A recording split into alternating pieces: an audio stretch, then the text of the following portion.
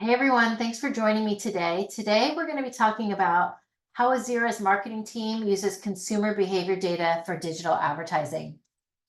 My name is Charm Bianchini, and I'm the Vice President of Global Demand Generation at Azira.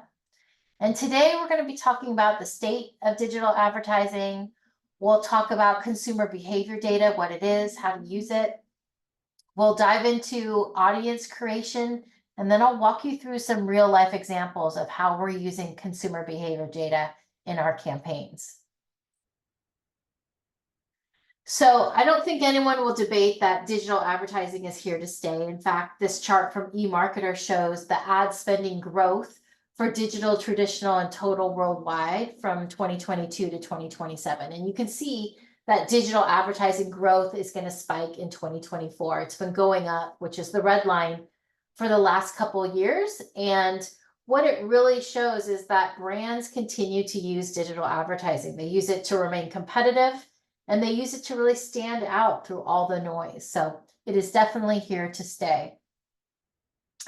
And in order to have a successful digital advertising campaign, you have to have the right data. In fact, everything that marketers do is driven by data.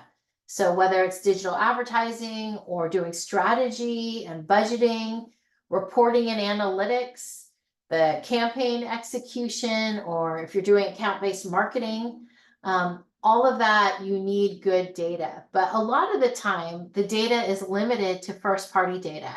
And so you aren't able to get the full picture or really be targeted in your campaigns. And so what can people do? Well, for us, the secret sauce to digital advertising and a lot more things is consumer behavior data. Consumer behavior data is powerful third-party data. And what it does, it provides insights on consumers so you guys can understand visitation patterns and customer profiles and origins, etc. And so what you're looking at are different use cases for consumer behavior data. And you can probably see that these aren't all marketing use cases. So consumer behavior data can be used across the company. It can be used by an operations team or a research team. And then, of course, the marketing team. Someone in operations or research might want to use this data for trade area analysis, or they might want to use it for cannibalization studies or site selection. Somebody in marketing might want to use this for trends or competitive intelligence, or what we're talking about today, building a very specific audience and then tracking the attribution on the campaign. And so let's dive into audience creation a bit. And what I've said my entire career is if you don't have the right audience or list for your campaign, you shouldn't even do it. So if you are spending time, creating the best subject line and the content and the offer and the creatives, but if you have an email list that you purchased, which is cold or has bad data, you're going to have poor results. Same goes with direct mail. If you're going to send and spend $200 on a package to an executive, but you haven't warmed up that list or you haven't verified the addresses that you're going to send it to, it's going to be for nothing. You're going to have very, very terrible results. And that's the same with digital advertising. You want to make sure that you have the right audience. And there's many different types of audiences that you can create. And the better audiences are when you pull in consumer behavior data.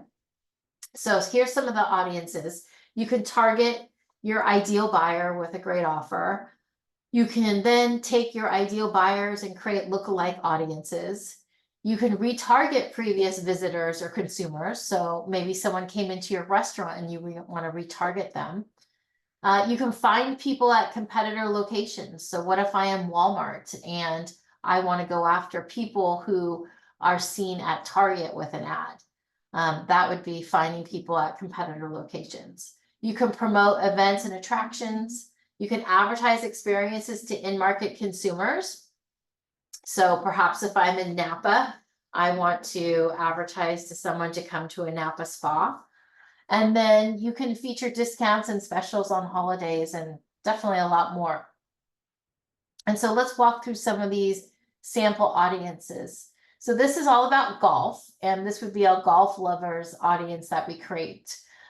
So perhaps I want to pull in people who were seen at golf courses in the last 6 months, as well as people who have attended golf tournaments in California in the last 2 years. Perhaps I want people who are wealthy, so maybe they make $300,000 a year. Perhaps I want to pull in people who are going to golf brand stores and live in retirement community, or people who want to or have been seen at Top Golf attractions. And so that would be my sample audience that I could create all around being a golf lover. Another one is on road trippers. So what about people who visited RV parks or were seen at RV dealerships? People who traveled on popular routes like Route 66. And when they were on Route 66, we want to see if they stopped at highway pit stops or gas stations or stayed at motels that are 100 miles from the city they live in. Pulling all this together can create you a great audience of people who are on road trips.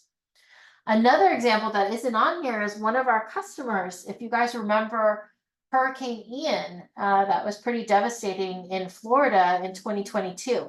And our client was a car dealership. And they wanted to offer people who lived in Fort Myers a really, really special discount because of the hurricane devastation and damage. And so a lot of people, if you remember seeing on the news, they had terrible flooding, cars were underwater, debris everywhere, etc. And so they wanted to make sure that the audience they were building didn't have just a person searching for a new car, because you could be 16 years old and doing that, and not really looking for a new car. So what they wanted to do was we created an audience for them where we saw people who went to 2 different car dealerships within 2 weeks. And that was a big signal that, okay, if the hurricane just happened and we see them at 2 car dealerships within 2 weeks, they are definitely looking for a car. And then we also looked at people who went to car repair shops in Fort Myers because they might be getting a quote. Yes, they could repair their car, but they also could, if they got a great offer from this car dealership, they could also decide that they don't want to repair their car, they want to get a new car. And so I thought that was a really clever way of using this geolocation consumer data and building an audience for the people in Fort Myers. All right, so let's dive into some other real life examples.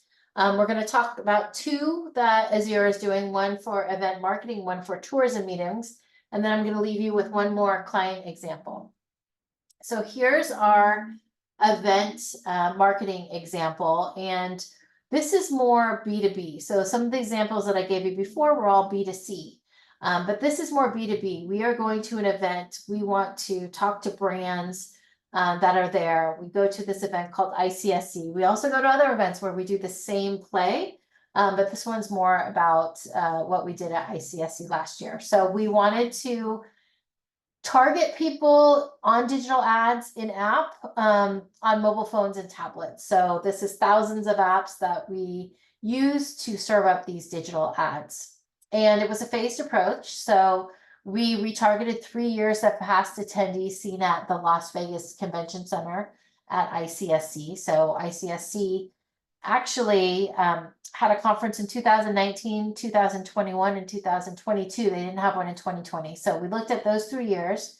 The 2021 was canceled because of COVID. So we looked at the past 3 years that they had, and then polygoned Las Vegas Convention Center and served up ads for about 6 weeks to those people to warm them up and let them know we were going to be there.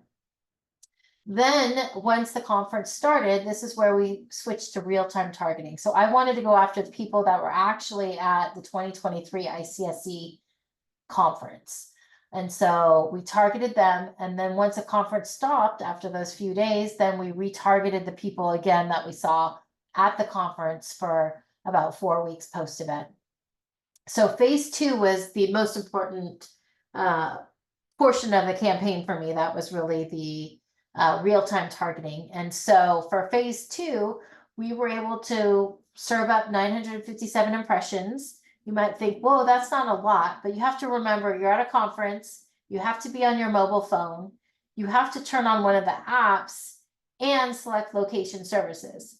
And so in addition to that, you're at a conference and most of the time you're running around taking in sessions, networking with people, etc. So 957 impressions were served. We got 15 clicks, which is great in the sense that we wanted a 1.5 click-through rate, but we got 1.5 secs. And we were able to have 11 people come to our speaking session because of it. And the way I know this is plain old raise of hands. When the speaking session started, I asked people, did you come to the speaking session because you saw us in the conference guide? How many people saw us because of our emails that we sent? And how many people actually saw the digital ad on your phone? And those 11 people raised their hand. Here's some of the creatives. So again, phase one was to the 2019, 2021, and 2022 people, just letting them know that we were going to be at ICSC. Phase two was where it really counted, and this is where we pushed the speaking session to the people we saw right then and there during the conference. And phase three was more pushing after the conference to those 2023 attendees, the new paper we had on commercial real estate.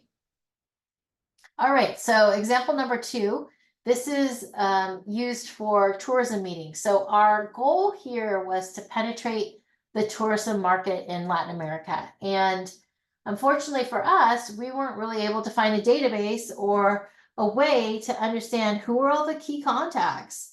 What's their phone number? Can we call them? Can our sales reps reach out? So it was difficult. So we wanted to try digital advertising. So again, we went with digital ads in app on mobile phones and tablets. And our approach was twofold.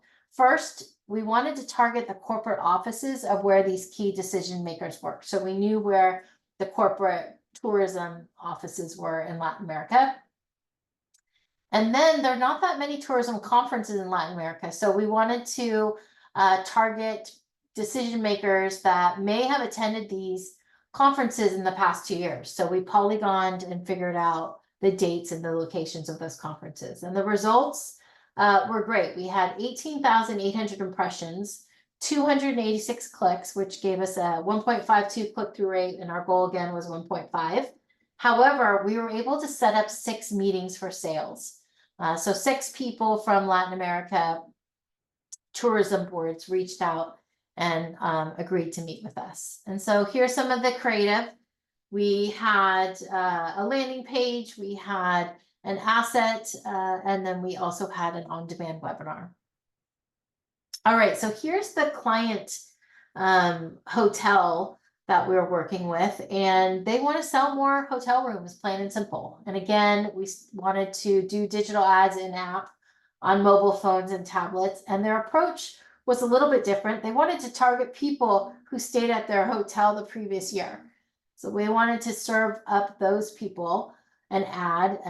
And then in addition, they had a lot of competitors, hotels nearby. And so we polygoned those competitors' hotels and targeted people who were seen at those hotels as well. And so what we were able to do was serve up 1.5 million impressions with 6,500 clicks. The goal here was 0.4 as a click-through rate, and we got 0.43. And that's because of the different kinds of ads we were running, so different goals. And what we saw after the fact was 720 visitors were seen at the hotel within 90 days of seeing the ad, which was very impressive. In fact, they're continuing to do more and more programs with us because of this. And so you might be asking like, oh, how did you do that? It's because we have a full marketing solution that really delivers value across the campaign lifecycle. So this whole webinar, we've been talking about the left side, which is really the audience creation. So this is powered by those real world signals, the consumer behavior data, looking at places that might be of interest of where your audience will go. Then when you figure out your audience, then you can activate it. And that's what we were doing at the examples I walked you through. We were activating them on mobile ads. It doesn't have to be mobile ads. You can use other channels as well. So channels like social or CTV, etc., can be used. And then the last part is the attribution. This is how that hotel was able to understand the visitors. So our measurement solution allows you to track the online and the offline behavior. And so online behavior is those digital conversions, but the offline behavior is really powerful. This is the footfall traffic or the store visits, and that's how you're able to link the ad back to the people who actually visit the store.